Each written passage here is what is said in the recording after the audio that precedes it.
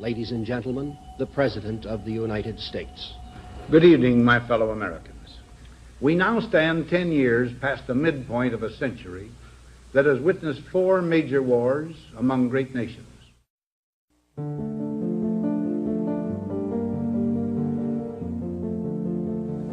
Until the latest of our world conflicts, the United States had no armaments industry.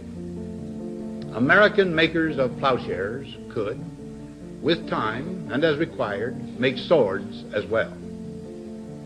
But we can no longer risk emergency improvisation of national defense. We have been compelled to create a permanent armaments industry of vast proportions. Added to this, 3.5 million men and women are directly engaged in the defense establishment. Now, this conjunction of an immense military establishment and a large arms industry is new in the American experience.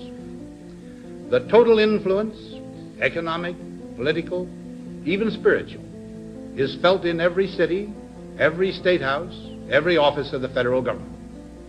We recognize the imperative need for this development, yet we must not fail to comprehend its grave implications. Our toil, resources, and livelihood are all involved. So is the very structure of our society. In the councils of government, we must guard against the acquisition of unwarranted influence, whether sought or unsought, by the military-industrial complex. The potential for the disastrous rise of misplaced power exists and will persist. We must never let the weight of this combination endanger our liberties or democratic processes. We should take nothing for granted.